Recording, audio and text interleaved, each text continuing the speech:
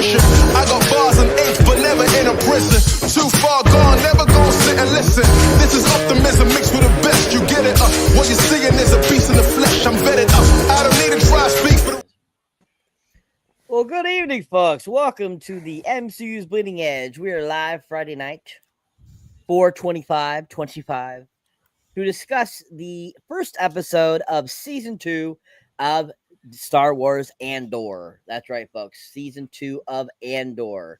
Let's not forget that it's been a couple years since the last season aired, and we're finally getting a sequel, Season 2, this amazing Star Wars, series that a lot of people enjoyed and was just really enjoyable from most people's perspectives. I feel that it got a lot of great reviews, stuff like that. So, this Season 2 is very highly anticipated. So I feel a lot of people were like, oh, let's hope this is really good. The fact that they're dropping 3 episodes at a time every week is very interesting as well. I think that it's kind of crazy that they're doing that. I mean, that's basically like 3 hours, of footage they're dropping every week for the next 4 weeks. So it'll be interesting to see the reactions as we slowly go through this one episode at a time. So if you're new to the Bleeding Edge, welcome. Glad that you're watching. Glad you're here. And of course, all those returning, thank you for watching us as usual. Of course, we have on the panel with me my trusty co-host, Mr. Jeff S. How we doing, Jeff? Woohoo! I'm fucking stoked, dude, for Andor. He's stoked. He's stoked, folks. And of course, we have returning, and it's been a while, Mr. Wrath. How we doing, Wrath? Doing great, guys. Happy to get the gang back. The A-team. Good to have you back, sir. And of course, we also have returning, who has also been gone for a while, Mr. Leach himself. How we doing? Yes, indeed. Good evening, good people.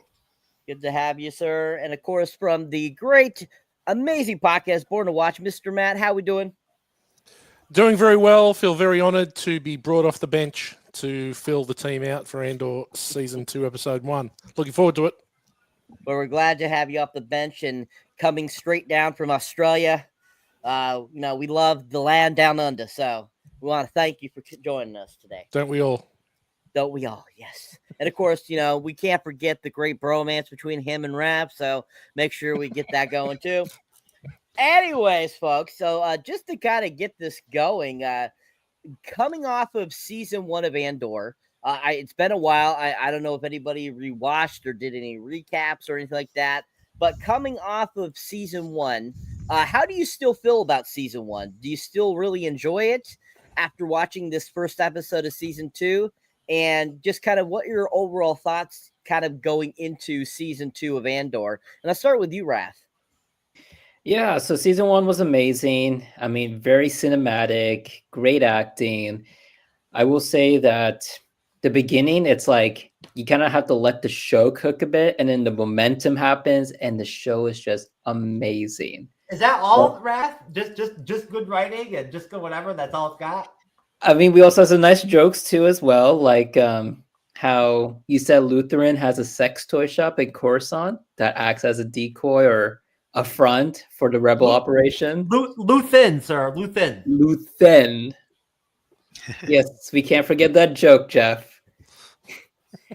Yeah, it's been a while, I will say, but it's like one of the best Star Wars story writing ever. So going to Season 2, I had high standards.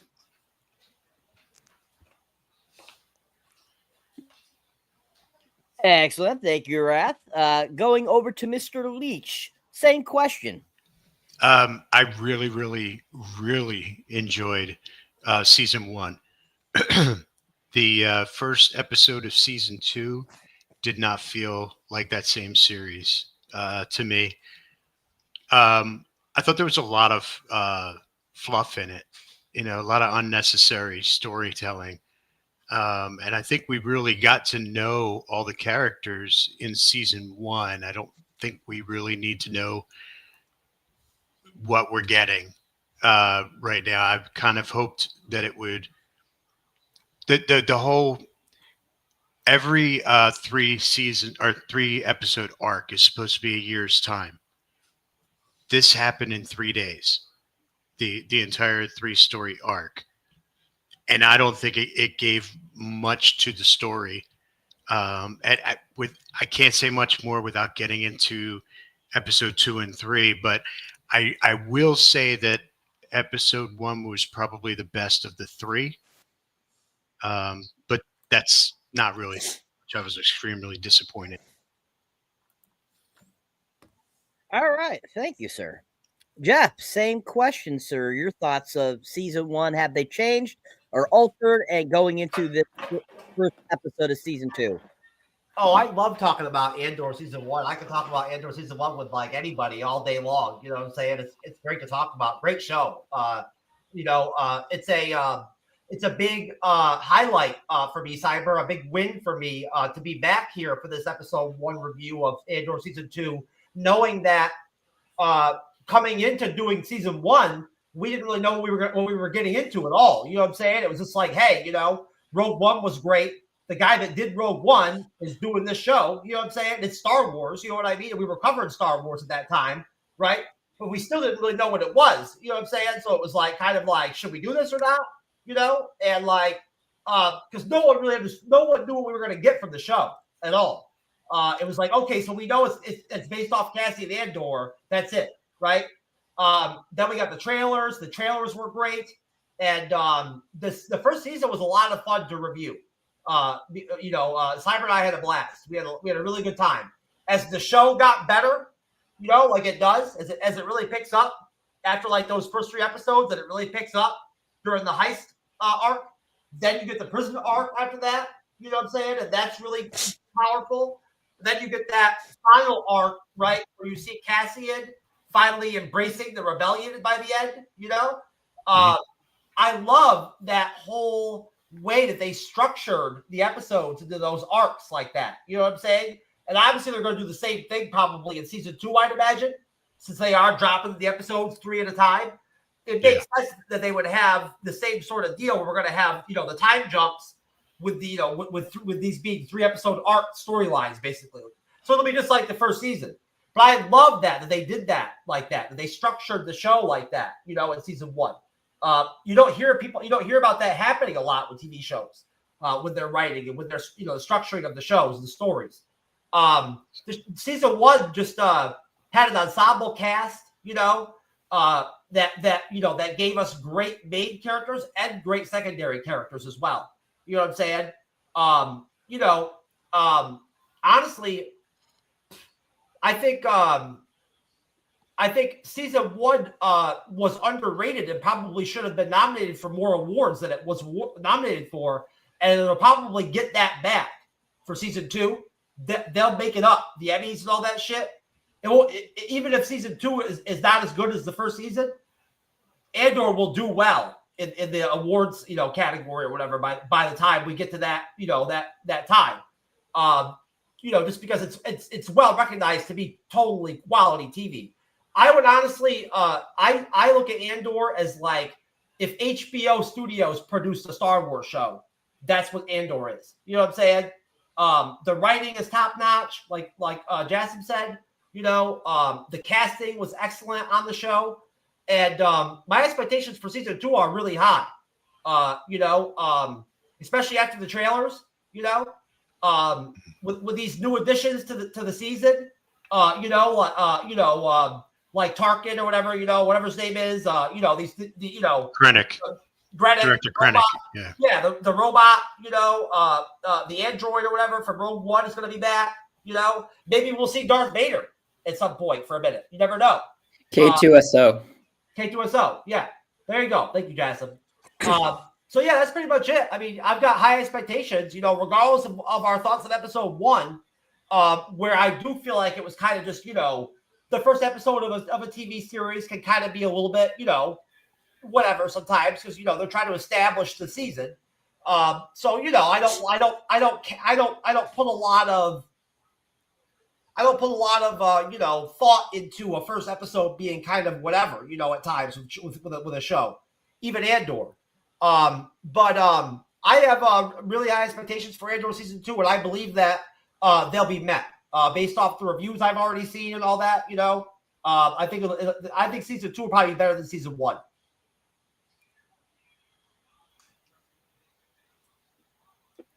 Excellent. Thank you, sir. Yeah, a lot of great points there. I mean, yeah, season 1 was very good, very done well. The fact that Tony Gilroy, is the creator of it, and, came from doing Rogue One and did this, really shows really great funness in the characters and really shows that, they really care about this story, which I think is done really well, which I really enjoyed. And I think that, the first season was very decent, very good. There was definitely some slowness to it at first, but then it really starts to pick up towards the middle of the series and really has some really great, solid episodes. And, I think that, going into season 2, I wasn't sure what to expect, especially with what we've gotten the last couple of years from Star Wars, especially with the Acolyte and so forth and stuff like that. I was hoping that, it would be back to Star Wars again, feel like Star Wars. And episode 1 did not disappoint. It felt like a Star Wars film. So I think that it was definitely decent. And just to mention, this week is the 20th anniversary release of Revenge of the Sith in theaters. So if you haven't seen that, definitely go check it out. Right now, they're projecting it to make like $20 million from its re-release, which is, better than Phantom Menace or Attack of the Clones did when they got re-released for their 20th. So I think that's pretty impressive and shows that Star Wars fans want original Star Wars. So I think that that's a testament to our times and to the people that love Star Wars. So yeah, I definitely think that season 1 really was a great season, and I think this season's off to a really good start, just in the one episode I've seen so far. So I was actually really impressed. All right, so now that we talked a little bit about 1 and getting into episode 1 of season 2, which happens to be titled 1 Year Later, directed by Ariel Kleiman. Did we get Matthew in on that? B team. It's okay. Oh, Jesus Christ. Matthew, would you like to have your chance at that first question? Look, look, guys. I know I'm down here in Australia. I know we're in the future. I know I'm off the bench, and I know I've been forgotten. And it's not the first time this has happened on this show. Look, I'll keep it short so that it would seem that I haven't spoken, and then Cyber it'll be normal operating for Cyber. Season 1 of Andor was great. Really enjoyed it. Although Jason made a really good point, it did start slow, and it did build into it. But very, very by the end of it, I was fully invested and couldn't wait to see what happened next. Like the fact that we haven't seen Andor since the end of 2022, so 2.5 years, right? We haven't seen anything from Andor, and they released. Mate, I'm with old Leech here. I think the first episode was a little disappointing, and I think that they said they're making 12 episodes of this like they did in the first season. Just make 8. Just make 8 episodes and cram all the story into 8 episodes and leave out the fluff. Like I think that there wasn't a lot of stuff that happened in episode 1 that I truly cared about, to be really honest. Like I just wanted to find out. I wanted the story to be pushed forward, and I'm sure we'll get to it. But in saying that, there's a similar feel to the first season where a lot of stuff at the start it built character, but not much else. And I think that I've got high hopes, and I think that there's no doubt with Tony Gilroy still involved and him being heavily involved again, is that I think season 2 will be good. I've only seen the first 2 episodes of this season. I haven't watched the third one yet, but I hope that it starts to give us some story that matters soon. There you go. I'm done. Thank you, Matthew. Sorry about that. I'm so not used to big panels again. Plus, also, I haven't really moderated in a while, so bear with me, please. So sorry for that. I won't forget you again. You're not B team. You're my A team, sir. So just remember that. Anyways, getting back to what I was saying before, I forgot Matthew, people. So anyways, So, like I was saying, this title of this episode is called 1 Year Later, directed by Ariel Kleiman, written by Tony Gilroy. And, basically, it's taken place 1 year after where we left off on season 1.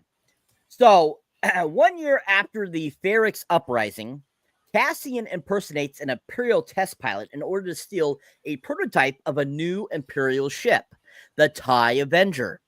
When he attempts delivery on a jungle planet, he is ambushed by a rogue band of squabbling guerrillas, the Maya Pai Brigade. All right, so we're going to stop there. So basically, we have kind of that funny kind of scenario. It shows him, he talks to, the one person that's on his side to steal the TIE fighter. We see him go into it, try to learn how to use it, and is blasting things around. Stormtroopers come out. We have kind of that comical moment there, which I thought was absolutely awesome. I loved it right off the bat. That great action going right into it, and then basically he's able to figure out how to use it, and then it gets to the planet, which is called Minaru, and basically ends up, as he gets there, he's looking for his companion, and he's ambushed by these guerrillas that are, squabbling. So, we really get kind of a lot of great action right off the bat, and then we get it starts to really get into the story there, I feel, especially with his kind of where he's going in his rebel attempts and so forth. So, starting with that, guys, leading up to him getting to the planet, what were you guys' thoughts on that section of the film? What did you think about the TIE Fighter, or the TIE Avenger, as it's called? And your thoughts on this ragtag trio of squabbly guerrillas? And I'll start with you, Jeff. Yeah. So it was an interesting way to open the episode up. I like that they went with sort of didn't know what to make of the one-on-one conversation with that chick in the beginning. I didn't really get all that, like where that was, what that was supposed to be about. But I liked the whole concept of Cassian getting stuck in that hangar, base or whatever, and ramming the ship all over the place and shooting his weapons all over the place and shit like that. That was pretty interesting, kind of funny, just surprising kind of direction for things to go. It's obviously a mission, but I don't know if there was a malfunction or something like that, or he didn't know what he was doing. But it was just okay for the most part. I like that ship, that souped up TIE fighter or whatever. That was pretty cool. And are we going into where we switch over to the party too with Mon Mothma and all that? Not yet. Okay. How far are we going? Just to him getting to the planet. Oh yeah, I didn't know what to make of all that. I mean, from jump, when those jokers are in the woods and they're like, there's 25 of us or whatever, or 15 of us, and all this shit, and they start bickering with each other. I'm like, okay, where is this gonna go? You know what I'm saying?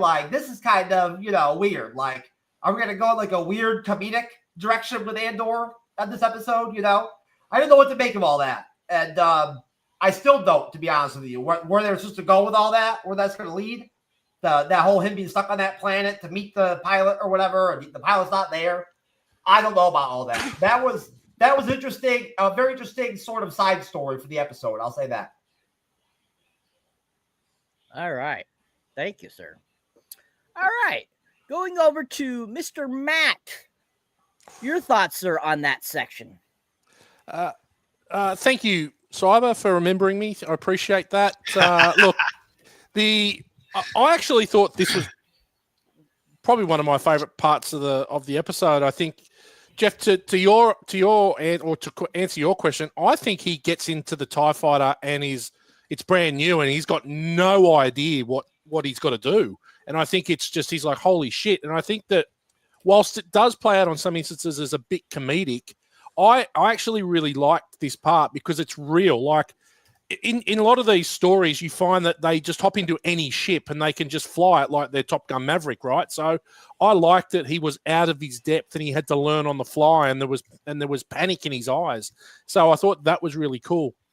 I did chuckle when he finally discovered how to use the big green cannon and blew the stormtrooper away, and there was just nothing left, just a hole in the door. I thought that was really cool. And then obviously the chase, when he still doesn't know how to fly it and he's running into the walls of the canyon. I don't think it's meant to play for comedic I guess uses, but it does. I think it's just really, it's more real. Like, it's like, shit, this guy actually does not know how to fly this ship, and it actually ups the stakes, because it'd be like one of us hopping into a spaceship and no idea what to do, and he's exactly the same, but he's apparently a guru, and he's just out of his depth. And I think all the excitement once he figures out how to fly and he escapes and he lands on the planet, I think all the excitement of that just falls flat once we get to the planet and we meet what is only the most fucking ridiculous band of characters that I can imagine. This is the bit that frustrates me about this episode. I think I don't know what role they're going to play, if they're going to play any role further on. If these are going to be part of the rebellion, then the rebellion's in trouble, because they are really useless. And I think this is where, for me, it gets off track pretty quickly. The episode, the highlight of the start, and then landing on the planet, it starts to fall away a bit from here. Excellent. Thank you, sir. Mr. Leach. Yes, sir. Your thoughts, sir, on that section? Yeah, I thought the opening was pretty awesome, and I feel the same as I feel the same as Matt, that it wasn't intentionally trying to be funny, but you could find some humor in that, I guess. So I thought it was a really strong opening, and then it just kind of fell flat when they landed on that planet, and we have the bumbling thieves. I kind of felt that it was like a human version of the Ewoks. I don't know why, but I don't know. No, Jay, I felt the same way. It was like the Ewoks, but like semi-retarded humans. Right, exactly. So, yeah. I know we're gonna get further into it, but opening scene, amazing. Yeah. And then it just kind of shit the bed after that. But it's almost, I feel like it's not. There's no opportunity to further the story. Like, it would almost be better to him have tried to deliver the TIE fighter, found that the pilot had been killed by someone, and then what's next? You don't need these people. Yeah. No. They're worthless. Right. Yeah. Disappointing. Anyway.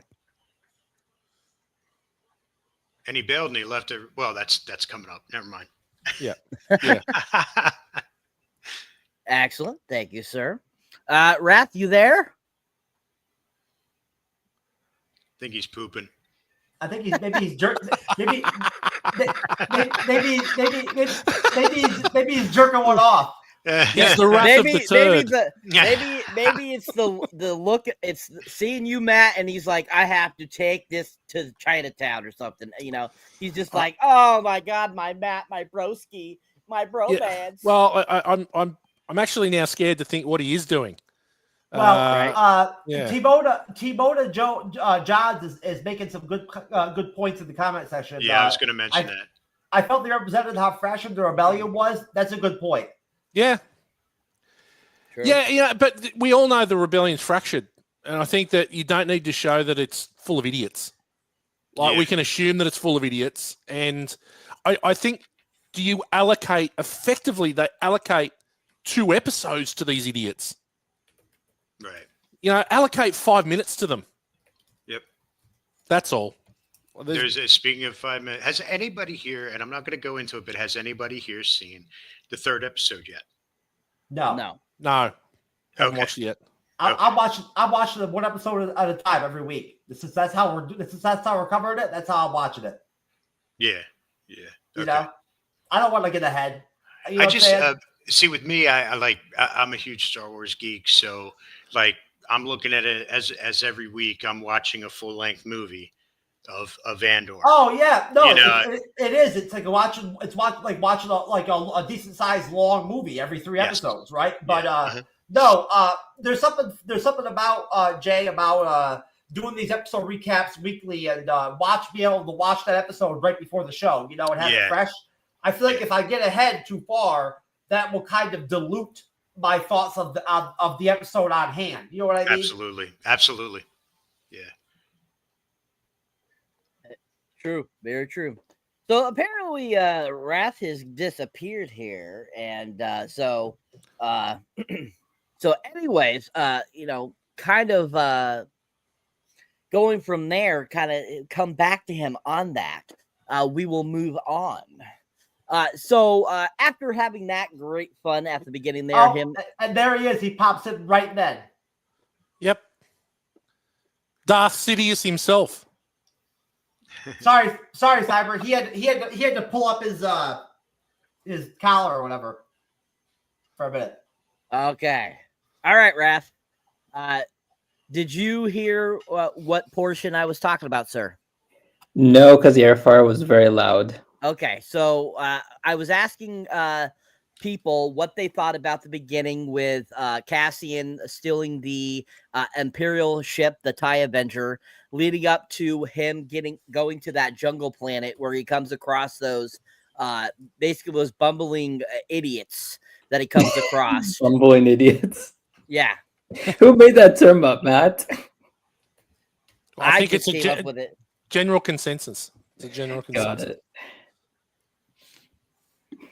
So what are your thoughts on that section, sir? So I didn't hear anyone else's views, but all I will say is when he went inside that TIE, what do you call it? Do I call it a TIE interceptor or what? Because I've never seen this type of TIE fighter. Was it before. TIE Enforcer or something? TIE Like Avenger. Avenger. Yeah. Avenger. Okay. You know, when he went inside, okay, so he was trained on how to fly the specific experimental aircraft that he's gonna steal. But when he sees this one, and then he ends up stealing it, even though like he doesn't know how to fly it, you know, one has to wonder, why make the plot where you're gonna have him steal an aircraft he doesn't know how to fly, when intelligence is like, dude, this is a specific aircraft you have to steal. It's like, are they gonna turn this incident into some like lucky coincidence later on? Are they gonna say, oh, our intelligence sucks? Like, that's what I'm really curious about with this whole thing. Because, I mean, I will say this, he's lucky he escaped. You saw that snowtrooper from the Solo movie? You know, the guy, he looks like a snowtrooper, but he's actually from the Solo movie. I forgot what they call it. Yeah. I'm like, dude, how do you miss such an easy target? That's like one of the absurd parts of that scene. I don't know, just overall that scene, it's like, it's okay, but I think they could have done better with it. I wish that we kind of had more direction on why they have him steal this weird aircraft, an aircraft he doesn't even know how to fly, that he wasn't even taught how to fly. But otherwise, those bumbling idiots, I thought they were part of the rebellion as well, but they don't seem like they're from the rebellion. That's all.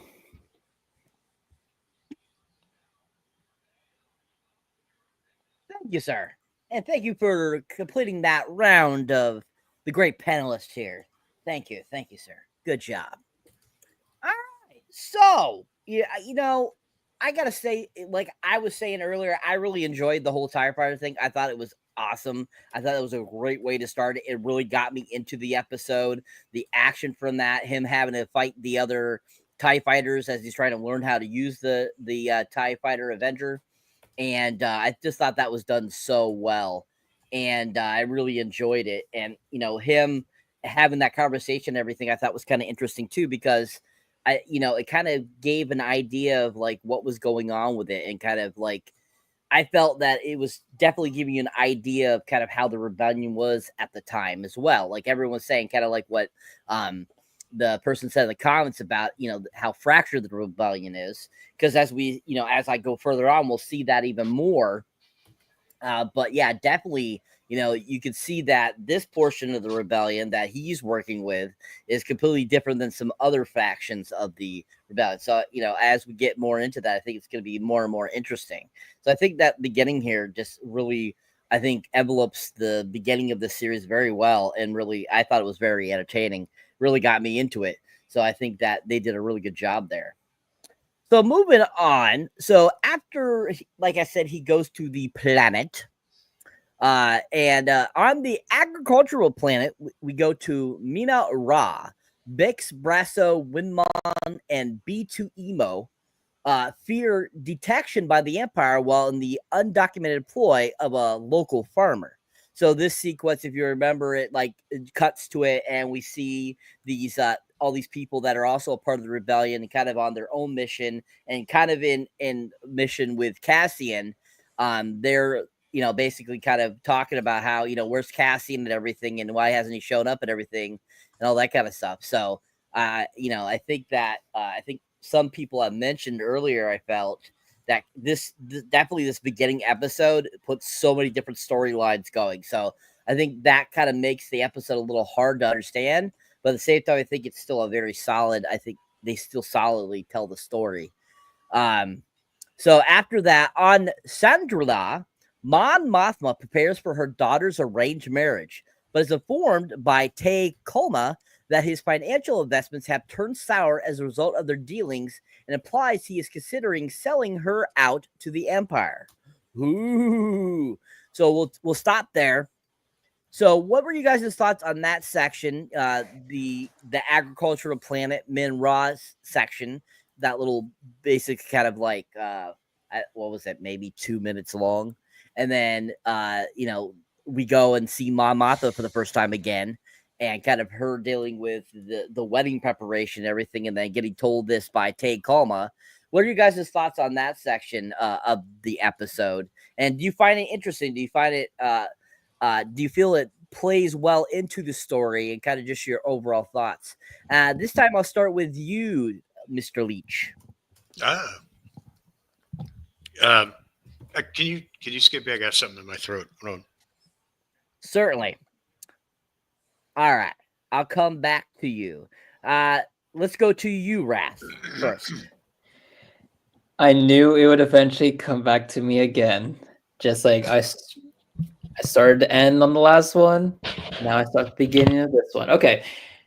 I'm going to say I felt the episode really picked up for me when they were in Chandrila, with Mon Mothma and Tay Kolma, because I don't know. I find that one of the great things with the Andor show is when it comes to like the political side, the political storytelling, it's like I can just feel the intensity much better than compared to like your other shows where the political side is just boring. I could just feel the intensity. I could just sense that there is something going on here, and that what we saw in that segment is going to play a big role down the road, much bigger than like Cassian simply stealing the typewriter, because just the implications on the political side of the rebellion have ripple effects down the road to how we see the rebellion by the time we have the Battle of Yavin. Now, one of the things that surprised me was how in season 1, it's like Kolma was so down for the rebellion. And now we see here in season 2, it's like, I mean, he knew the consequences of joining the rebellion, but now he's like, dude, I'm going broke. I think I need to sell you out just to save myself financially. It's like, dude, come on. You knew the risk, and now you're just going to chicken out when things actually go bad. Yeah, that's my reaction to him. But overall, like, I love how they did the storytelling, how they added this like unsettling feeling just for that scene. And I'll briefly touch on the farming scene with like BB and Bix and so on, where at first I thought it was Lothal.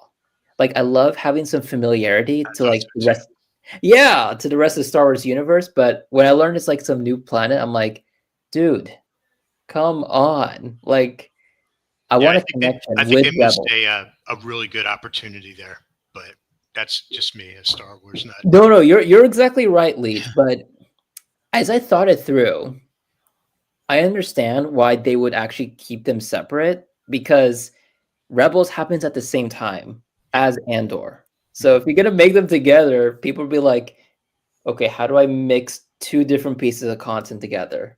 Like, just cleaner to keep it separate. But that's all. That's all I want as a Star Wars fan, but I'm content.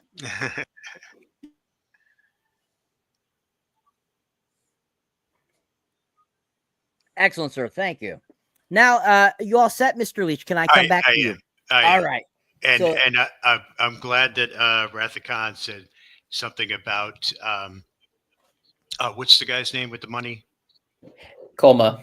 Okay, that No, Coma. Coma. Okay, but that yes, Who he the fuck knew. is Co- Like who's Koba? no, are you messing with me, dude? It sounds so similar, bro. Yeah, Who is the big money guy? isn't it like Ty Take Coleman. Coma. the guy with all the money? Take Coma. Tay. Yes, thank you. Right, Cyber? You said his name. Yeah, Yep. but anyway, Colma. I started rethinking what I learned from season 1 when he was just so like, oh, you know, if you're part of the Rebel Alliance, they'll kill you. Like he already knew, but he's acting like he doesn't know in this version. But yeah, it's kind of cold because she went to the ultimate low for the rebellion and kind of sold off her daughter to get married, and to just turn around and at the day of the wedding and say, hey, you know what, funding's running out, is pretty much an asshole move. Agreed. Most definitely. Definitely a asshole move. Most definitely. All right. Moving on from there, let's go to Mr. Jeff. Your thoughts, sir, on that section? Sir, where does this one wrap up again? So we're going to basically, the financial investment has turned sour as a result of their dealings and implies he is considering selling her out of the Empire by Mr. Tay Coleman. So basically, up to that conversation that they have about him selling her out. Okay. Sorry, take Coleman. It's Gary's dad. Oh, Gary's Wow. dad. Wow, that took me a second, man. That was good though. I love seeing all of the wonderful other characters being injected into the episode. It was great to see Bix again. You don't really know what she's doing exactly. You know what I'm saying, on that like farm planet or whatever. But it's nice to see Bix again. I like her, and it was cool to see Luthen Riel again, and Mon Mothma, and they're at this big party. I guess that was on Coruscant, right? That's on Chandrilla. No, Chandrilla. Yeah. Oh, Chandrilla? Okay, is that where the wedding was or whatever? Okay. They Yes. had that wedding to go to and all that. I love Mon Mothma. She's very beautiful. Genevieve O'Reilly, very beautiful. Very attractive woman. So I love her scenes. She's great. I was surprised by the music they used in the episode. It was very different than Andor season 1. A little bit more uplifting and more Star Wars sounding.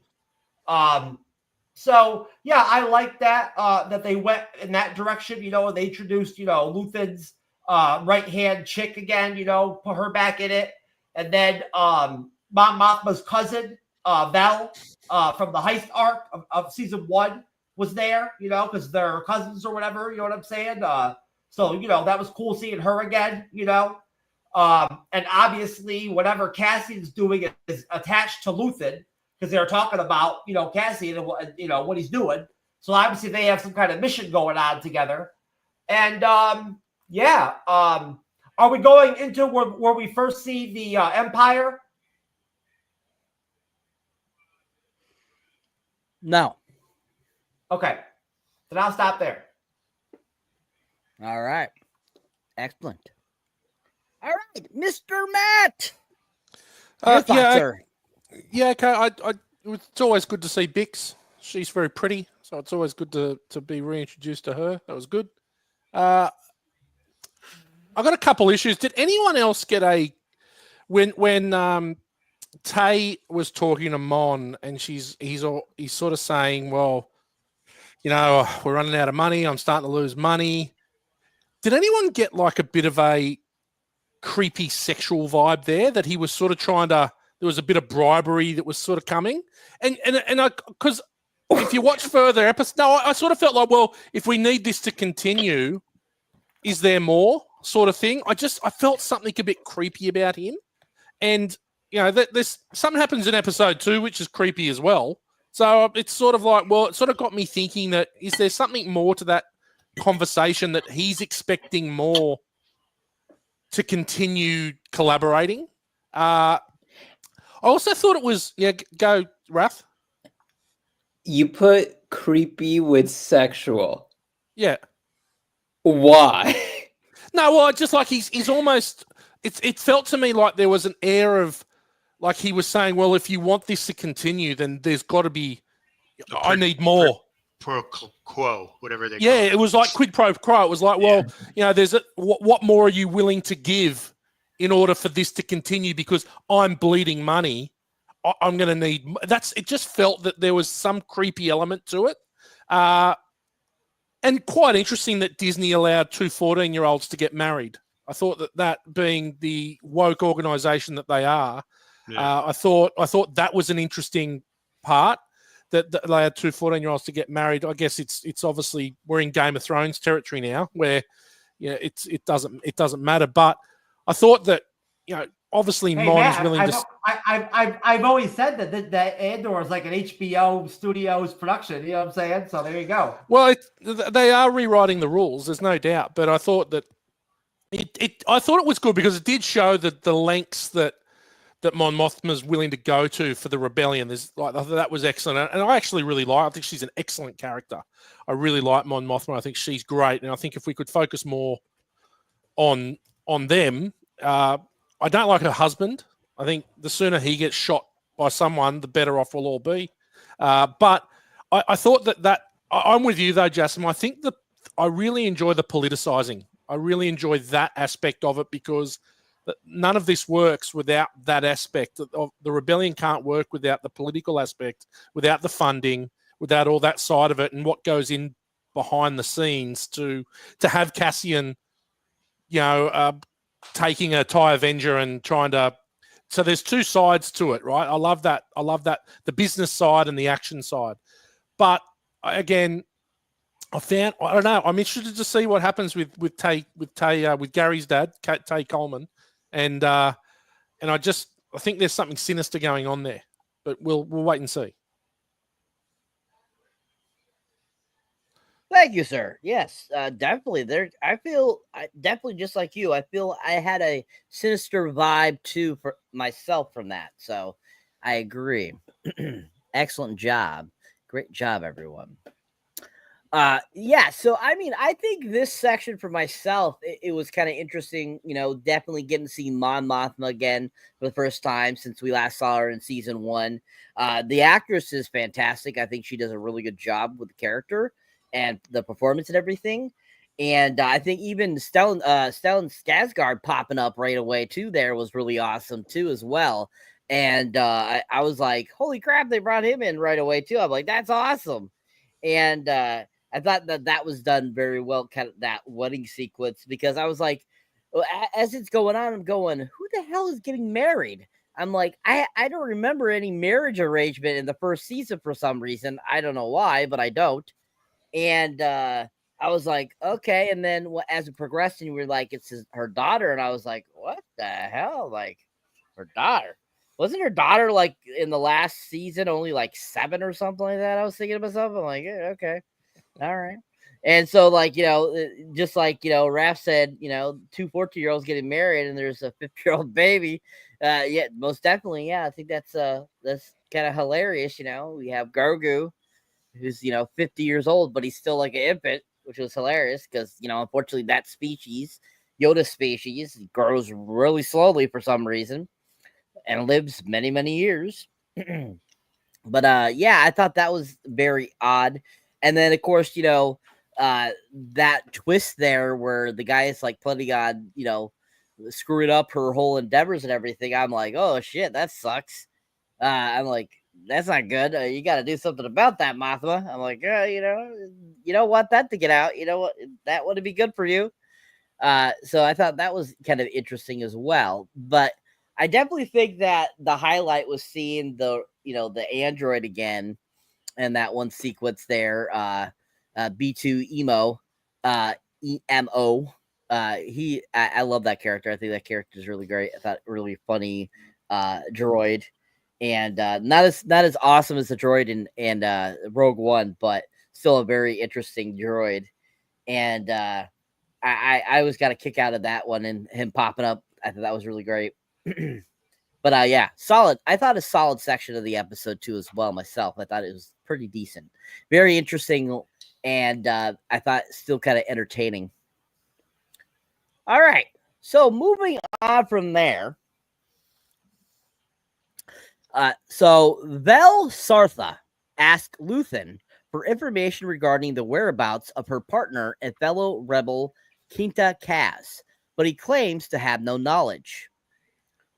Orson Krennic oversees a secret meeting of Imperial officers about forcibly mining the resources of the planet Gorman due to heavy concentration of a rare mineral,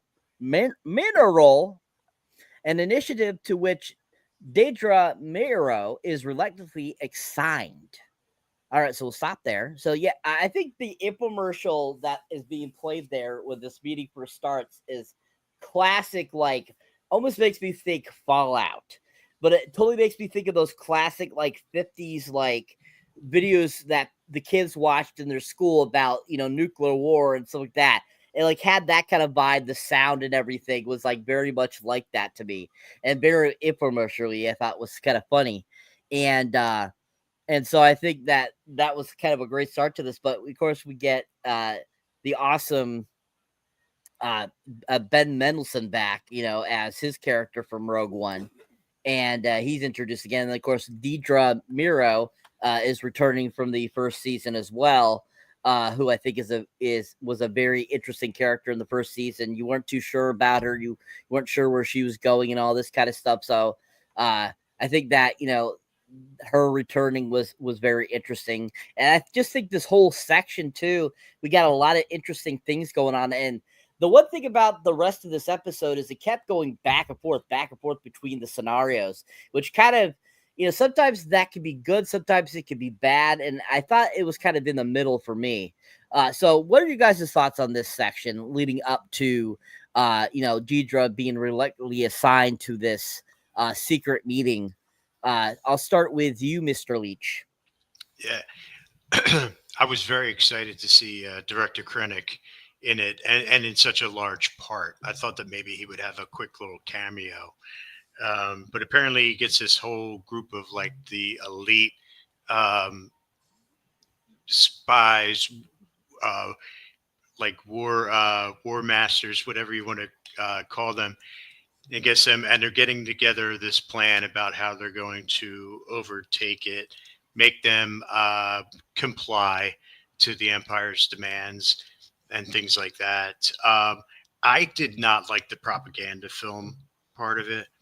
I thought that just like took away from a really intense scene.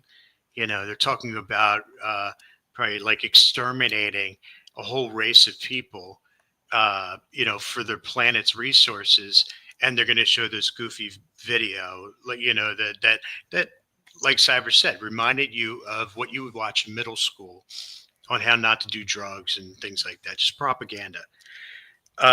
So I think that actually took away from the intenseness, I guess, of that meeting. And have we got up to the part where Dedra and Krennic are talking, or not yet? Yes. Okay, so I love the fact that Dedra was kind of handpicked by Director Krennic to be in this, and he kind of challenges her. It says, "Hey, what is that? Somebody got sirens going on?" That's me. It's a TIE Avenger. Oh, okay. All right. Sounded like pod racers. But yeah, so it was really cool. Like Krennic wasn't falling into her bullshit, because she's like, "Oh, I haven't had a chance to figure it out." He goes, "Come on, I know that you had it figured out and you had a plan even before I finished talking. So let's hear it." You know, and she kind of opens up to him and stuff like that. And you know that she's going to be a huge part of his story. Excellent. Thank you, sir. Let's go to you, Mr. Matt. Your thoughts on this section, sir? Yeah, again, Ben Mendelsohn, great Aussie actor. He's incredible as Krennic. He was great in Rogue One. And I'm with you, Leach. I think it's awesome that we're going to see him for 12 episodes. Obviously, drip fed to us for 12 episodes, which I think he's one of the great modern day characters of Star Wars, of the Star Wars lore. I think I think what would be good to see is I quite like that we are seeing the other side of the coin with the Empire, and seeing what their motivations are, even if it is, we're going to just pillage another planet of their unobtainium, or whatever the mineral is of choice for this series. But it's one of these. I'm with you. I really enjoy. I think Deidre's a good character as well. I like that these. Good call, Matt. Deidre's a great character. Yeah, but I also like that they don't sugarcoat that. Like, Krennic's bad. Like, Krennic's a bad dude, right? He's got bad intentions, and he can. I think he sees a lot of himself in her, and he's like, well, you know, you're the one. You're my chosen one. I quite like that, and I think this bit. I wasn't a huge fan of the video, even though you know, it reminded me a bit of Starship Troopers a little bit, but it was. I like that we're seeing the other side, because this could all be about the rebellion, and I think that for one thing that I think that Star Wars in general has never really done is really show too much of the Empire side of the story, and I think that it would be good that we might get some of it this time around. So yeah, I think that was a nice part of the show. There's no doubt. Excellent. Thank you, sir. Going to you, Jeff. Your thoughts, sir, on this section? Yeah. If I remember correctly, where we're at, we are at the part where they have the Empire meeting, right, with Krennic and all that. You know, Correct. Yeah. So it was great. You know, great to see Krennic again. I love the layout of the meeting and his speech, you know, to the people there. I love that Deidre was there, along with her boss from season 1 was there too. Yes. That was cool, you know. And that stupid movie they played was dumb. That did nothing for me. Those guys that did that presentation real quick, where they explained how they use the propaganda, was stupid. I thought, kind of a little bit. But it was interesting when Krennic approached Deidre, you know, and was kind of like, hey, just because I'm not on Coruscant very much these days doesn't mean I don't know about you, so it was cool to see that she was recruited to be a part of that group, which in some way is going to end up leading to or connecting to the Death Star, I believe, in some way. Very interesting, very intriguing. Love seeing Deidre again. She's one of my favorite characters on Andor, without question. Top 5 characters that I love on Andor. Although I love a lot of them, but she's one of the top ones. She was great in season 1. Hopefully, she'll have a big part in season 2. And she has some show on Hulu right now too that just came out about having her kid being abducted, and she's the mom or something like that. So good for her. The only problem I had was there was no Cyril. Where's Cyril at, baby? You'll get your fill next episode. I knew they couldn't fit everybody in there, Yeah. But Cyber, that was a cool scene. It's always good to flip it back and go to the Empire, and check them out. Always. Empire is always awesome to see what's going on with them, because they're just as much a great part of the Star Wars universe as the Rebels. So we need them in order to have the Rebels. So it's always great. All right. Great job, sir. The Wrath of Khan, sir. Your thoughts, sir, on this section? So, unlike Leech, I actually found that advertisement from the Empire to be quite interesting. I like how the style they used for the documentary. It's like something you'd see in like 1960s, kind of like that type of style. Like a Disney World commercial. Yeah, like the old ones, the old versions, yes. Or like Fallout, yeah. It was pretty cool. I mean, I did not like the spiders because I'm not a fan of spiders. Sorry, Matt. I think Matt's not a fan of spiders too, so that's cool. That's good.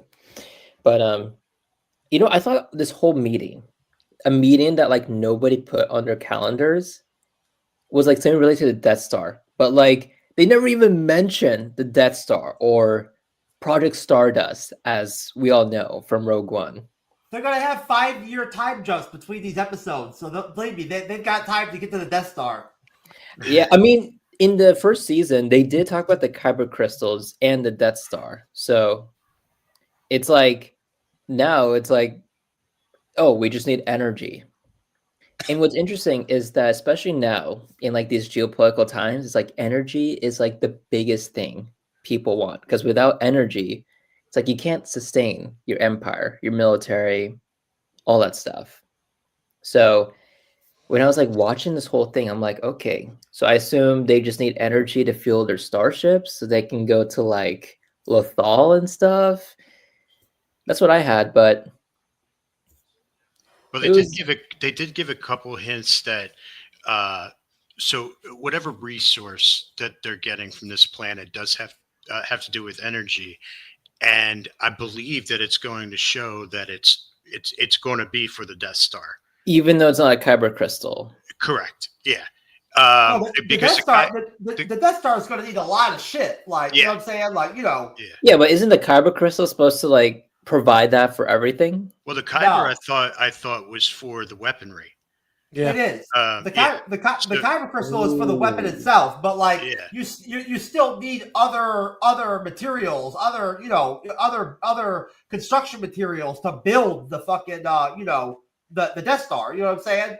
Now, when that TIE Avenger was on the ground and the Keystone Cops, whatever you want to call those kids, goes in and they go, where's what they ask? Something about how do you power it on, or how does it stay powered on, or something like that. So they've already experimented with this unlimited energy. So I think that by robbing that planet of what it needs, it's for that huge Death Star. That's what I got out of it. Yeah, another thing. You're gonna need fuel and raw materials and all that shit to build. Oh yeah, the the materials you could just get that from Home Depot. Right. Okay, So but okay, but on a serious note, where is Governor Tarkin in this whole meeting? Because I assume for Right. something like this, he should be involved. So yeah. yeah, but it's pretty point. cool. Nevertheless, I mean, I also thought they wanted like more luxurious uniforms. So like, okay, we'll invade the planet, we'll get their spiders, and we'll just get all the luxurious uniforms for ourselves. I don't know why I was thinking like that, but yeah, it was pretty cool. That's all I have to say, Cyber. Excellent. Thank you, Raph. Good job, sir. So everyone is doing a fantastic job tonight. Everyone gets a billion and gazillion points tonight. Each of you do. You guys are doing a fantastic job. You're all on the board. But we got to give a little extra to Mr. Matt because he got forgotten at first. So I got to give a little extra to him. Yay. Anyways, excellent job, everyone. Good job. All right. Yeah, so this whole sequence, I enjoyed the whole, Empire section here. It kept going, back and forth a little bit with that and stuff like that. But, seeing Ben Mendelsohn pop up again, I was just like ecstatic as hell. And I absolutely love him. I think he's so fantastic. And just seeing the Empire there too at the same time, I was like really impressed because it was just so much fun and so well orchestrated there, that secret meeting and everything. And it felt very much. And the whole propaganda video, it totally took me back to, like I was saying earlier, Fallout and Starship Troopers as well, and all those kind of things, like the infomercials and stuff like that. And I just thought it was so funny and like, what a great way to show kind of like the Empire, which, if you think about it, the Empire is kind of like, kind of referred to like as Germany in World War II. And then, you got the rebellion, who's kind of like, all the allies that were helping up the U.S. against them, So I feel like it was kind of almost like those propaganda, like advertisements they had back in, World War II kind of deal. And it kind of felt like that a little bit and like maybe crack up a little bit because I was just like, wow, this is really going real like, power hungry the Empire is. And I think that was done well. And I think it really showed like kind of like, the Empire is bad. Let's show Empire is bad. So I thought that was really clever writing there, I thought. And just really, played it very well. And then of course we have this guy humping the pitcher. Wait, what part of Andor was this? The credit scene. That's the credit scene. Post credits. Post credits. Oh yeah. Oh yeah, he liked that picture. Can you believe that actually legitimately happened? That's just not right. In real life, Matt, one day, someday, some Tuesday, one day, a couple of years back or whatever, that occurred.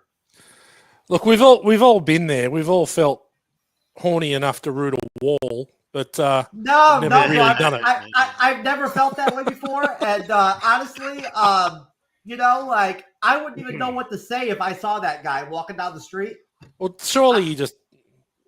Well, I say surely you pull him off, but that sort of could mean two things in this instance. Right. At least here, let me help you with that. At least it wasn't that guy that was sticking his dick in the gasoline hose that they did. Yeah. I remember that one. So I mean, at least that was just a picture of a woman, so that was kind of legitimately, like normal, even though it was in public. But at the same time, sticking a gasoline hose on yourself, I don't get that. Did any of you guys ever see that reality show they had a ways back on TV where it was like most crazy like sex things that happened in the ER or whatever? Oh yeah. It's just all I slipped and fell, isn't it? Oh, I slipped and fell, and the lamp ended up my bum. Yeah. Yeah, Very it's stuff much. like that. Oh, Yeah. You're not going to believe how that got in there. Yeah, you stuck it in there yourself. There's been Right. There's been guys that have actually where they've had to bring the fire department and all that there because they've gotten their wieners stuck in like in pool, like, suction deals, Yeah. Nah. He's like, okay, down here in Australia, no. I always, we got fucking kangaroos. Fuck no. I always loved that sensation of holding my cock up against the jet in the pool, you know what I'm saying, or whatever, my balls and letting them, be massaged or whatever. But, like, I never actually, like, decided that it was a good idea to actually, like, try to stick my penis into the fucking thing. Oh, you haven't lived, bro. I'm just kidding. Yeah, there's nothing. There's nothing like a short, sharp burst of water down the eye of your dick. Yeah. Mine's small enough to where I could probably fit it in that little fucker, but. Jeff, even the smallest holes in Australia, there might be a spider. That's why the Australians never do that crazy stuff. No, we don't do shit like that. Yeah. Jason, Humans. What does that have to do with anything I just said? Humans, mate. Humans, not Exactly. inanimate objects, unless it's possibly a fleshlight. I don't know, man. I don't know, Leech. Did you see the connection between what I was talking about and what Raph just said? I wasn't feeling it. Well, you were talking about a hole, and he was talking about a hole, so there is a connection there. So, all right, back to discussion, guys. Moving on, as Mr. Critic would say. Anyways, so where were we here? Totally got lost in that whole talk there. Thank you very much, Jeff. Let's talk about those fucking retarded fucking backwoods douchebags from the episode. All right. Yeah, so I mean, basically, after kind of that Imperial scene, it cuts back to the conflict between the Maya Pei insurgents and basically them talking with Cassian and everything, and them kind of like fighting with amongst each other. And several members are shot and killed as Cassian is taken hostage. So basically, that's kind of how the episode ends. So, what were you guys' thoughts, kind of like on that, section of the film? That kind of the last, I think it was probably maybe 3 or 4 minutes long. And we have Cassian, he's talking to the one guy, trying to figure out what his deal is and like why you listen to those other people. And then we have the other people over the background arguing between each other. And then finally it gets to a point where they're getting pissed at each other and they start pointing guns at each other, so then start shooting. So what are you guys' thoughts on these idiots and kind of how the episode ends? Since Jeff brought it up, you can start, sir. Oh, thank you, sir. I'll go first. Okay. I'm not sure exactly where we're at with the end of the episode. Even though I just watched it, I'm a little bit high and I drank some alcohol. So this is the end of the episode, sir. Yes, the end of the episode. So I enjoyed the fact that they incorporated more Mon Mothma towards the end of the episode, right? And they kind of went over into her direction again, and got into like her daughter's wedding a little bit or whatever, and her daughter's crying because her husband won't hold hands with her or whatever shit or whatever, which was kind of dumb, you know what I'm saying? But I just love Mon Mothma, so she's just, whenever she's on screen, I'm happy with that. I always like her on screen. Seeing them, at that party again, wrapping up that party, the wedding that they were at, all of the inner politics going on with that, seeing Vale, Vale mixing it up with Luthen's assistant, that chick, right?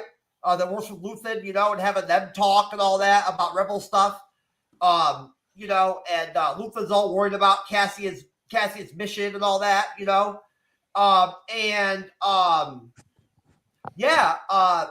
then we go over to the backwoods, I don't know what they're supposed to be, half-assed rebellion people over there on that planet with Cassian, and it becomes a complete shit show, just a straight shit show. You knew they were going to start fighting each other and shit or whatever. Like when Cassian was like, "Do you guys even have a leader?" and nobody was, and like they didn't know. It was like, okay, this is not good, you know? And so, of course, they started shooting each other, you know what I'm saying, and arguing and all that, right? And then, you know, one of the shot, Cassian dives to the side and runs away with two dudes and, like, you know, saves himself, right?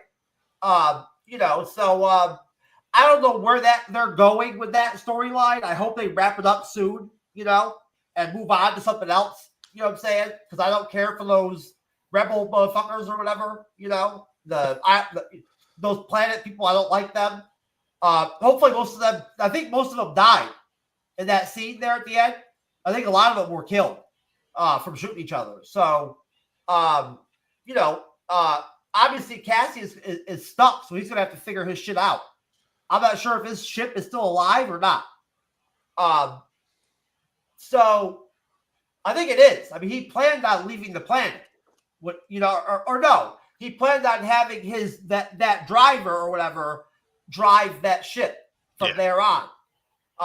So yeah, I mean, you know, and then they cut it off right there. So hey, you know what? It was a short episode for one thing. If you take away the credits, it was not a long episode. It was what was it? 51 minutes? That is a long episode, sir. Anything over 45 is a long episode, I would say. You gotta take the credits away. If you remove the credits, that's 5 minutes off. Yeah, so it was clocked in at, I think, 59 minutes. So take away 5, that's still 54 minutes. It wasn't 59. That's okay. It's no big deal. But it wasn't that long. The next 2 episodes, I think, are longer. Jay would know. They're longer, right, Jay? I think one is shorter, one's longer. Yeah. So yeah, they get longer after episode 1. So yeah, I was a little surprised at how abruptly short the episode was a little bit. I you know, when I watch Andor, I'm expecting like, you know, like HBO types times in the episode. Like, you know, I'm expecting like I'm looking forward to like, you know, a good 50-minute to an hour long episode. Just like season 1, you know, nice and long, 57 minutes, 55-minute type, you know, episodes. Which hopefully, obviously, we're going to be getting that ahead. So that's good. I hope they stick with that. Overall, very watchable episode of Andor season 2. The final scenes of the episode were just okay. But you know, they're leading us into a good direction, and I already like what they're doing with season 2 already.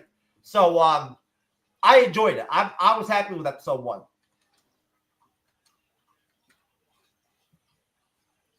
All right. On to Leech. Your thoughts, sir, on that ending? Yes, sir. I felt that whole group of people were so unnecessary and non-intimidating either. I didn't think for 1 minute that Cassian Andor was in trouble. You know, I just felt that at any moment he could have beat the crap out of every single one of those kids and just been on to the next scene or what have you. I don't know. I wasn't feeling that whole section with the infighting and everybody being all girly and stuff. It wasn't a fan of that. Okay. Thank you. Wrath, your thoughts on that conclusion of the episode? I find that with how everything has gone, I just do not like they had to extend that entire storyline with, you know, all those jungle idiots with Andor. But I think the writers, they took the easy route with this one, where it's like, you know, Cassian enters this planet where he's supposed to be, meet his driver, but, you know, the driver's not there. It's these other people. It's like the writers took the easy route here with having the idiots capture Andor instead of, like, you know, like a cartel, like the Hutt cartel, or someone who's like, you know, more intimidating, harder to escape from. I think just taking the easy route, just in of itself, is what will tarnish the amount of entertainment one could get with these first 3 episodes. Because, yeah, these are idiots. Andor could escape easily I just think that, yeah, I just want to know why take the easy route with this one. I think that's just the biggest question we all have. And that is all I'm going to conclude with. Okay. Mr. Born to Watch, your thoughts, sir? Yeah, I think we're all going to agree that the merry band of idiots on the planet are a waste of time, and it was quite obvious that the tension was building, or whatever they would consider to be tension, was building there so that they would split and there'd be some sort of fight. And it's just, what's a shame is that they just all didn't shoot themselves and just end it then. And I think, I don't know that Leach has seen the next episode. There's a cool little reveal for for maybe one of the reasons why they're on the planet. But it's, to be honest, it's a huge waste of time. I don't like my Andor filled with fluff. I just want it to be to the point, and let's get to where we're going. And I think that's what worked in season 1, and don't move away from that. And I think that spend more time with Mon Mothma, spend more time with Krennic and the Empire, and forget this. And hopefully we've got these guys. Hopefully during episode 2 we can end the rebellion on the planet and move on. But look, all in all, I think, was it as bad a first episode as The Last of Us first episode? I don't think so. Was it good? I can't say that I thought that the first episode of Andor was good. I thought it was okay. I thought it was just a pretty standard table setter for what's to come. But I don't like my Andor that way. I want the restaurant host to greet me, tell me exactly what I should eat, and serve it to me in quick succession. That's what I want. All right. Thank you, sir. Excellent. Excellent. All right. So that, basically the end of this, I pretty much agree with everyone about how these like gorilla people was the stupidest part I felt of kind of this episode, and like this ending was kind of dumb. It was kind of like, this is just like a nightmare waiting to happen type of deal. So I was kind of happy they started shooting each other, because I was like, oh, maybe that means less of them. so that's a good thing. But I don't know if anybody else noticed. I felt that this felt very Star Wars-y in the fact that there was a lot of non-diversity in this. If you look at this, it was like actual just all white people, I felt, majority of the time, except for on the Jungle Planet. And then majority of the wedding and everything like that felt like a regular Star Wars film. And I was like, just kind of like shocked. I'm like, wow, they went from the Acolyte to this. I'm like, wow, did they listen to the audience finally or something? Because this seemed like Star Wars to me. So, it didn't feel like it was so overly pushed with certain ethnicities in this episode, which I thought was a very wonderful feeling. And I just wanted to point that out, because I don't know if anybody else noticed that, but I was kind of like, as soon as I saw the round table at the Empire, I was like, hey, that's all white people. I'm like, what the hell? What's going on here? Like, this doesn't seem like what I've been watching the last couple of years. I'm like, this is interesting. So I thought that was kind of an interesting little factoid myself. But anyways, so great job, everyone. Great job. Let's give our ratings of the episode, starting with you, Mr. Born to Watch. Yeah, as I said, a pretty standard table setter that I didn't expect to come from Andor. I think it was okay. Having seen episode 2, I'm not going to say I have concerns about Andor season 2. I think that with a 12 episode arc, that they've got plenty of time that's unrequired to build into it. I think that let's keep building on that Empire stuff. Let's keep building on the politicizing, and let's actually find out. I don't want to know about the idiots that are involved in the rebellion. I want to know about how this thing actually really gets started. So look, it was okay. I'm in. This is the one Star Wars property that I'm in on. No matter what, I think this has earned the right. It's so look. Do I need to give it a rating out of 10 or anything? Yes. Okay. No, sir. That's what I was asking. Episode 7. one it doesn't 7 out of deserve 10. 7 out of 10, and I don't think that's being kind. That is being kind, I think. 7's Yeah. a good number, I think. It's only because I have a love for it, so I'm gonna give it the benefit of the doubt. It could easily be a 4, to be honest, but I'll give it 7. 7's not a bad number. That's like a C plus, B minus. Yep. Yep. How about you, Wrath? What number would you give it, sir? The episode. You know, I would give it like probably 7.5 or 8. I mean, you know, the storyline was a little bit slow. Not like the jungle people. I wish there were gorillas there as well. So, you know, you have some more entertainment there. Gorillas always provide entertainment. But you know what I really liked? The animals, gorillas, or the animals, gorillas, of course. Right, okay. Yeah, but you know what I really liked about this first episode is you get a first live action look of Chandrila. Is that how you say that? Chandrila, whatever the planet is. Right. Yep, Chandrila. Yep. Yeah, and the way how they made it, it's like close to how it's like in the video games, in the animated shows. Like, they did amazing.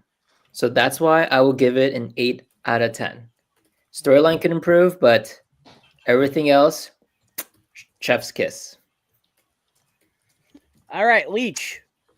Yeah, I'm giving it about a 4.5, 5 max. It was just. I think if we're talking about the whole arc, I think that could have been 45 minutes, but it's 3 45 to 50-minute episodes. It was just way too long and way too much filler. You know what that means, Jason? That it's going to force you to have to come back on a show even quicker. Oh yeah, absolutely. Do another episode. You know? Yeah. Because you know it's going to get better. So. Oh yeah. All right, Jeff. What rating will you give it, sir? I don't know. Maybe a 6.5. I think, you know, a 7's fair. I'm going to go with a 6.5. It was definitely a bit of a letdown. Okay, I'll just put it out there. Like, you know, it was a letdown a little bit for a first episode of Andor.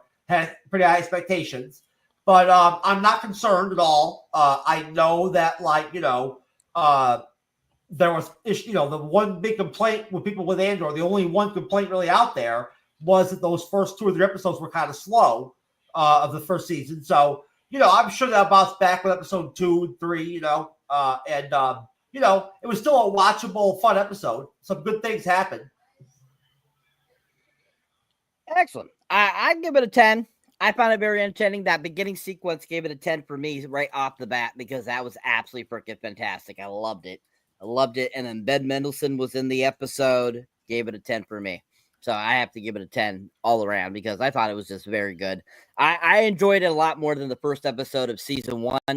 I thought it was a better first season opener. Yes, we have those idiot gorilla people, but even there wasn't enough of them or enough of them to make the episode horrible for me. I thought the episode went by very rapidly. I thought it was very quick. I was not bored by it at all. I absolutely loved it. So I have to give it a 10. All right. So that is it for episode 1 of Andor season 2, folks. I'm going to turn it up to Mr. Jeff, and he's going to ask it a question. Yeah, I figured I would throw down one last question, guys, because we got time to talk about Andor, a Star Wars story.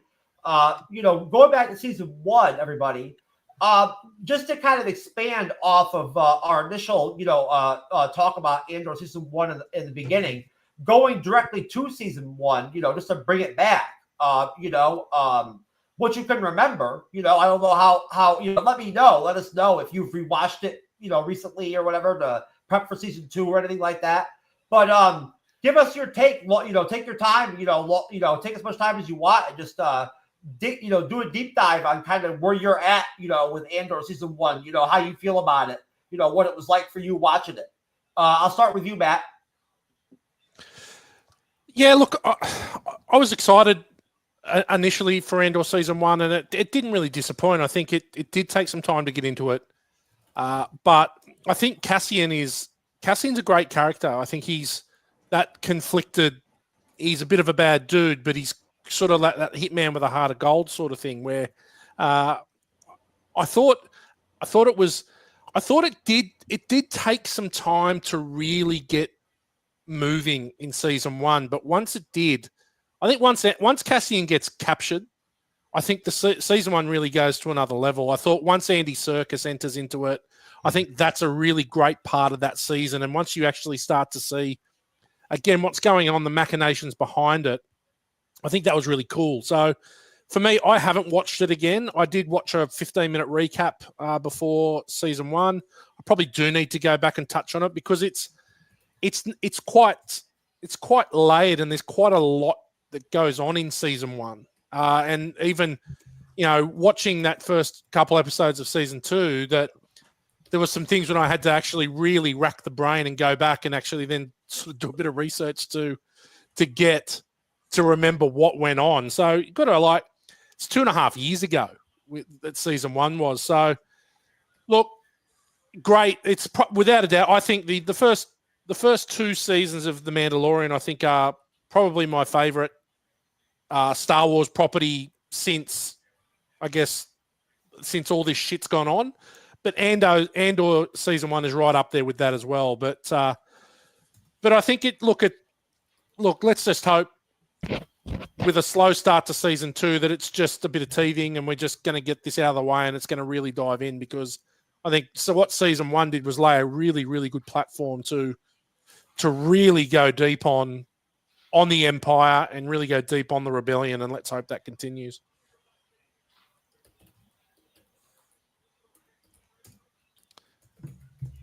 Okay. Jason. Yeah, I agree. I really loved Andor. I did not go back and rewatch it beforehand. So it's not super fresh in my mind. But I thought it was probably one of the best things that Disney has done with Star Wars. Since Rogue One, probably. But yeah, I was real excited, and it did start off slow, but I was there for the long haul, and by the end of episode 3 of season 1, it was a roller coaster ride. After that, it was just like went from 0 to 60.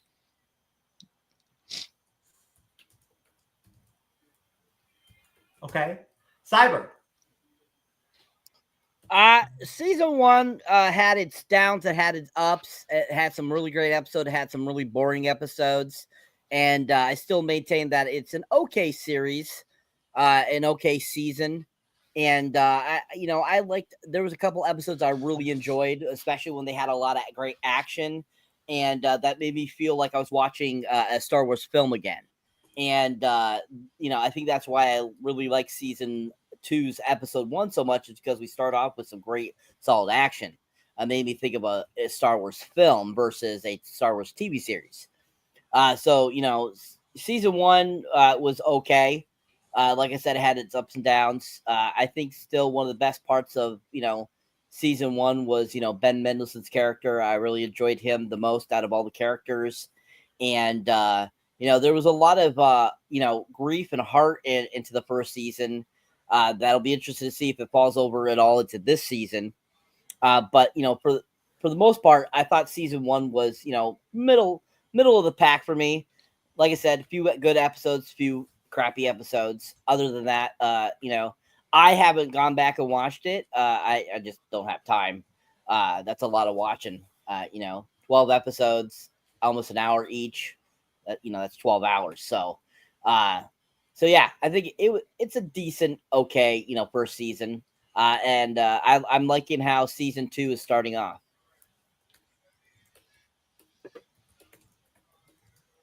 Okay. Sorry about the delay there. I apologize. Wrath of Khan, sir. Yeah. I mean, I also haven't watched Andor in the season 1 in a long time, but I still remember just how visually breathtaking it was. Yeah. And especially that ending where you had the funeral and then suddenly you had this big battle. Just going from that onto like a calm season 2, it's like, so I guess everyone moved on from all the mourning and all that stuff. But season 2, as Cyber said, there's some filler episodes. There's some really good episodes, like you have all the action just packed into it.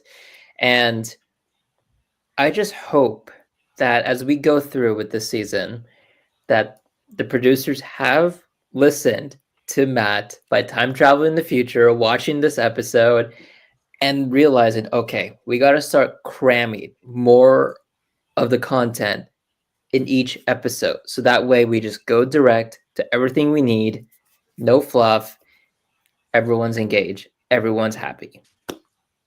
But so far, I think they're both amazing seasons, even from the start with Andor season 2, episode 1. Wow, even after those shitty ratings some of us gave the episode? Okay. Yeah, I mean, it's been visually breathtaking. Like, I'll give them a lot of credit for that. Well, yes, the trailers were really good for season 2. They make the show look like it's going to be really great. Leech, it's really great to have you back, sir. Yeah, man, it's great to be back. Wrath, Matt, thanks a lot, guys. And one last question. Of course, they had that very interesting thing, in season 1 where they broke up with the writing and the storytelling. They broke up the episodes into those arcs, those multiple episode arcs. You had that first 3 episode arc, establishing Cassian. Then you had that heist arc, for 3 episodes. Then you had the prison arc for 3 episodes, right? Then you kind of had those last 3 episodes where it was kind of like where you saw Cassian finally embrace the rebellion, finally by the end. What did you guys think of of that kind of inventive writing and structuring of the series when they did it like that? That's not normal. Go to you, Cyber.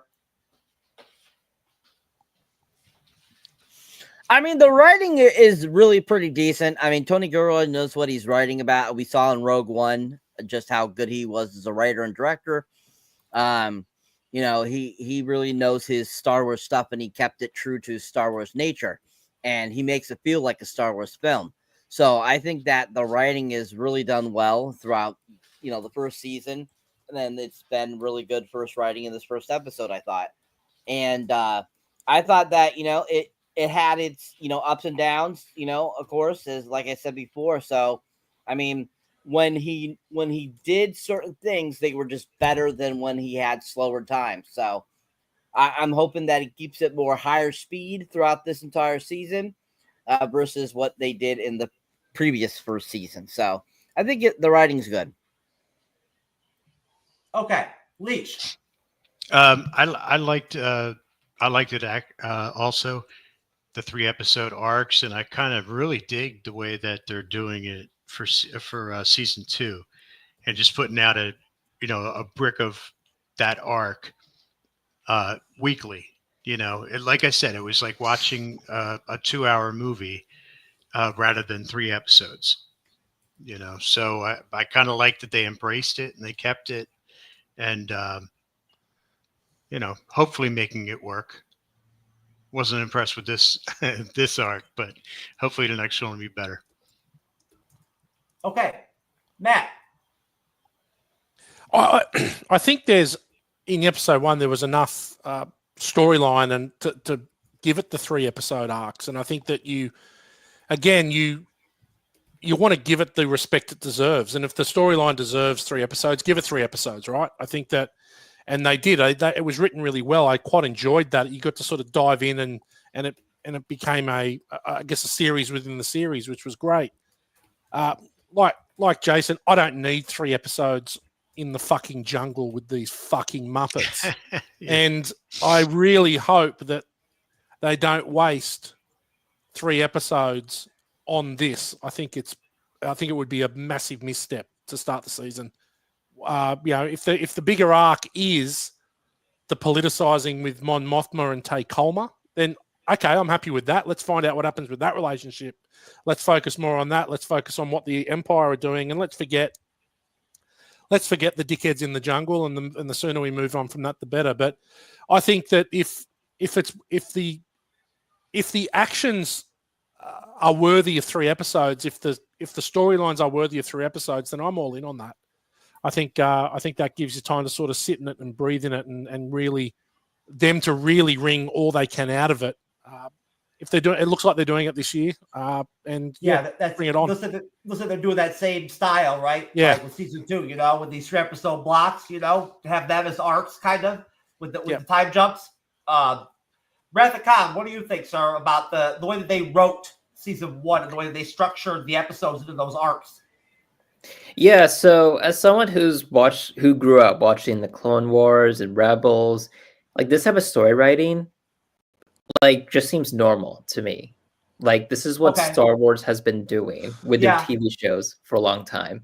And I actually like that. You just stick to the topic. People aren't lost. Well, they didn't do anything like that in the other Star Wars Disney Plus shows at all. They didn't. Ahsoka, they did. They didn't have multi-episode arcs all throughout the show. They didn't flow like that. They weren't broken down like that. Didn't Ahsoka have that? No, Ahsoka only had 8 episodes, and they didn't. It wasn't designed into multiple episode arcs or anything like that. Ahsoka just was a free-flowing episode show. Oh, That's what I'm trying to point out. There was another show, That's what I'm trying to point out, Wrath, is that Andor season 1 was written and designed and structured to be built up into these 3 episode arcs, 2 episode arcs all throughout the series, which was very unique. And I wanted your opinion on that. Oh, yeah, I actually liked it. I mean, as I said, that's how it's like with the Clone Wars, with Rebels. That's how these cartoons are structured. You bring that to the live action. I mean, for someone like me, Gen Z, growing up with Clone Wars, it's like, we like seeing that. And it's actually what makes a lot of these Star Wars shows more bingeable to us. Cyber, did I get you in on this question? Yes. I did. Okay, great. All right, wonderful. Well, thank you guys. Just a little extended Andor, depth, a little lore depth, a little, double some extra questions to add to the show.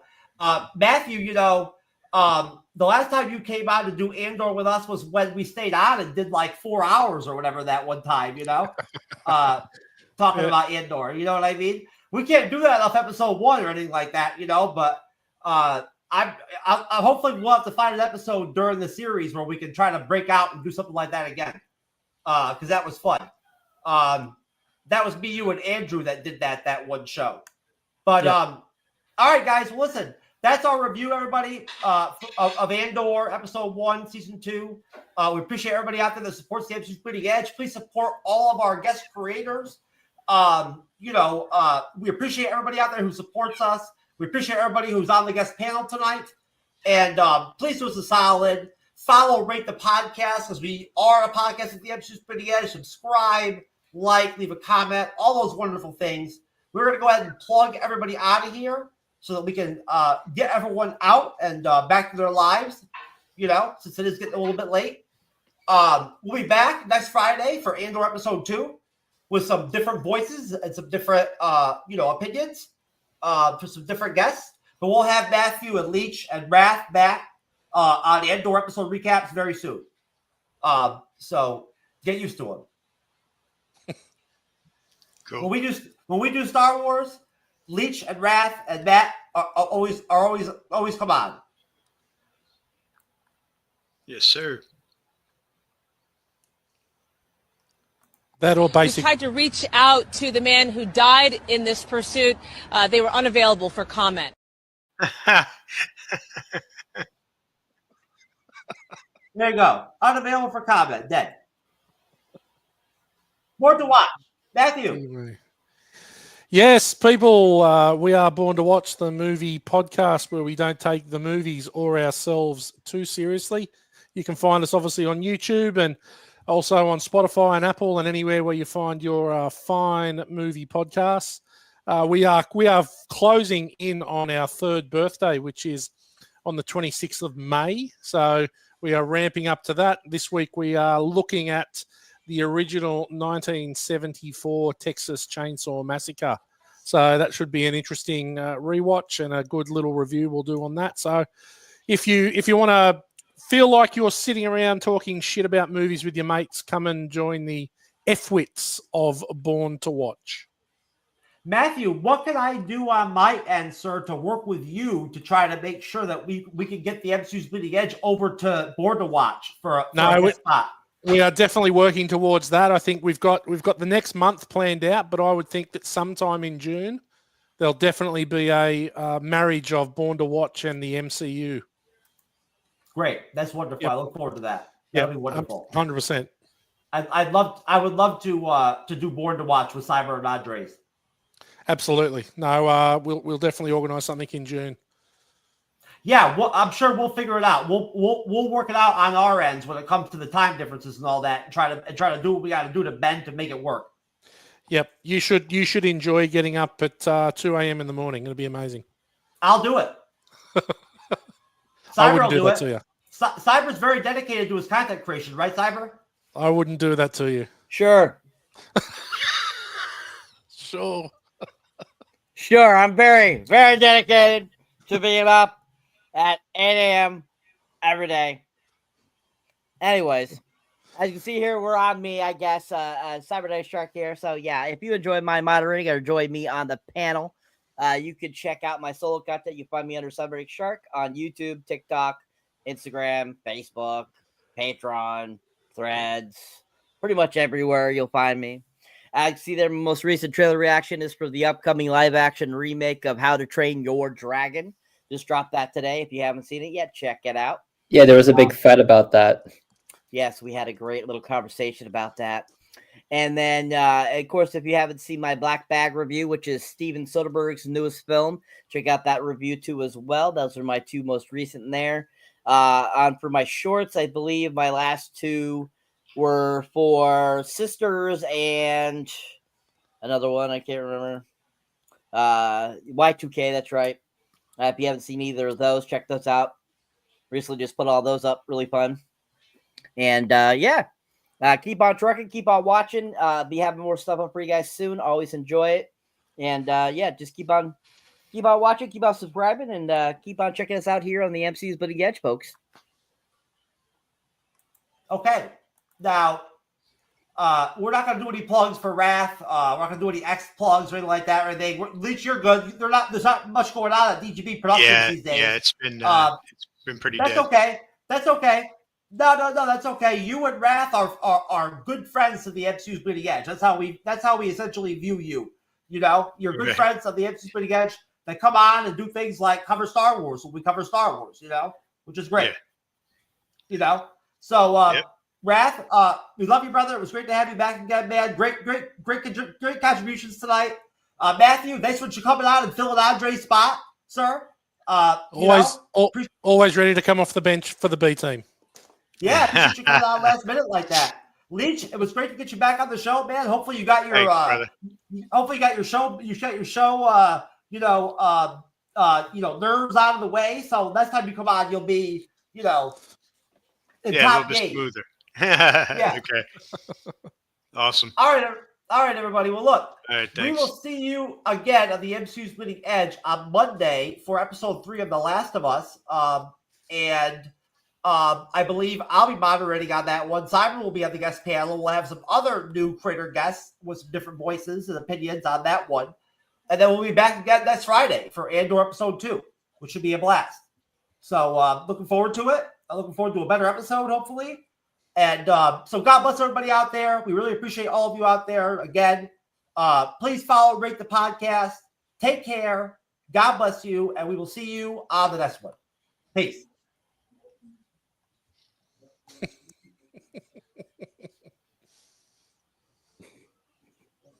Who's who? I'm the guy on the end. Towards really feeling it.